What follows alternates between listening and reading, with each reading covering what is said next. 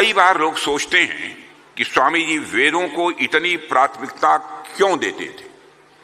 इसका एक बड़ा कारण यह है कि हमारे वेद भारतीय ज्ञान विज्ञान की गंगोत्री की तरह है। बिना उद्गम समझे भारतीय ज्ञान गंगा का विस्तार समझ पाना मुश्किल ही नहीं बल्कि मैं मानता हूं नामुमकिन है। इसलिए स्वामी जी ने मूल की तारीफ ही सबका की ओर सबका ध्यान आकृष्ट किया। यह वेद ही थे जिन्होंने न सिर्फ ज्ञान के प्रकाश पुंज के रूप में काम किया बल्कि विधि विधान व सामाजिक नियमों के रूप में भी भारत की संस्कृति का मार्गदर्शन किया। वेदों में धार्मिक व आध्यात्मिक ज्ञान के साथ साथ भौतिक एवं सामाजिक ज्ञान भी मिलता है कि समाज किस प्रकार के नियमों से संचालित होगा तथा किस प्रकार के नियमों का पालन करके भौतिक वस्तुओं का उपयोग किया जा सकता है।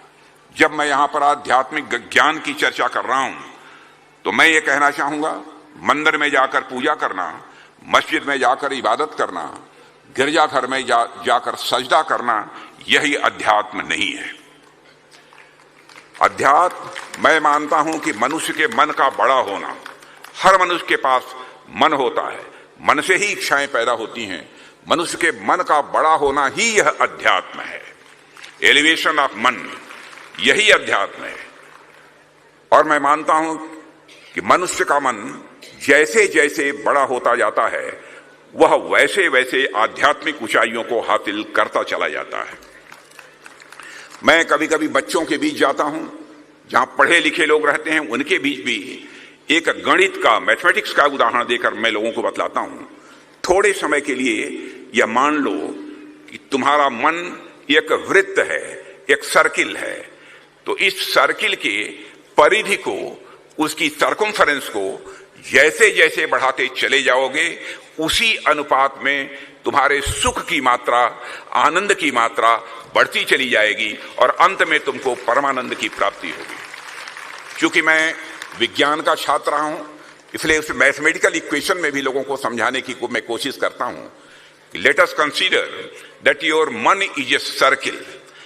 थोड़ी देर के लिए मान लो आपका मन एक वृत्त है और इस वृत्त के सर्कमफरेंस या परिधि को बढ़ाते चले जाओ, तुम्हारे सुख और आनंद की मात्रा बढ़ती चली जाएगी। यदि इसे मैथमेटिकल इक्वेशन में कहना हो तो हम कह सकते हैं सर्कमफरेंस ऑफ मन is directly proportional to the magnitude of सुख। सर्कमफरेंस ऑफ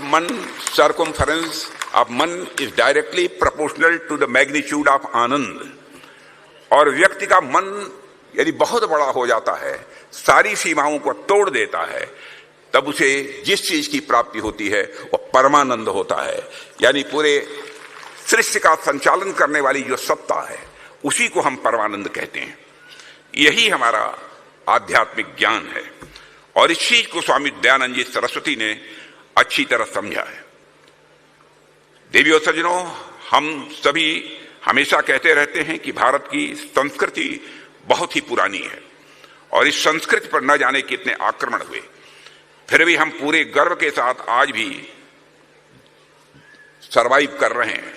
लेकिन क्या कभी हमने यह सोचा कि इस संस्कृति का आधार क्या है? आखिर इतनी विशाल संस्कृति विकसित कैसे हुई? जब हम इन प्रश्नों की गहराई में उतरते हैं तो हमें इसका आभास होता है कि जिसे हम भारतीय संस्कृति के नाम से जानते हैं उसका मूल आधार हमें वेदों द्वारा निर्धारित सामाजिक नियमों व सांस्कृतिक विधानों में मिलता है। वेदों में वर्णित विज्ञान, गणित आदि में मिलता है। इसी प्रकार और दृष्टियों से भी वेदों का महत्व देखा जा सकता है।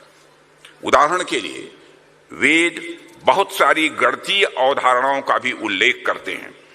इसलिए यह माना जा सकता है कि एक विज्ञान के रूप में गणित भी वैदिक काल में अस्तित्व में था।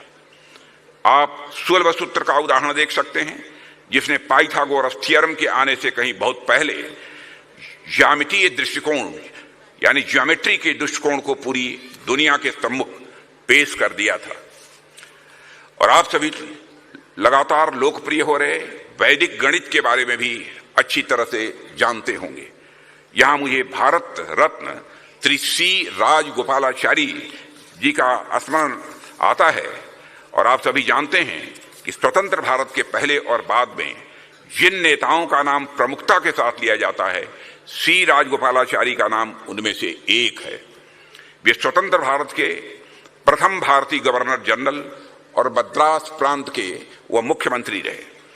इसके अलावा भी बड़े बड़े पदों पर उन्होंने अपनी सेवाएं दी हैं और जीवन में अनेक बड़ी उपलब्धियां भी उन्होंने हासिल की हैं। बावजूद इसके कहा जाता है कि राजा जी ने अपने जीवन के अंतिम दिनों में अपनी सर्वश्रेष्ठ उपलब्धि रामायण और महाभारत को लिखना ही बताया था।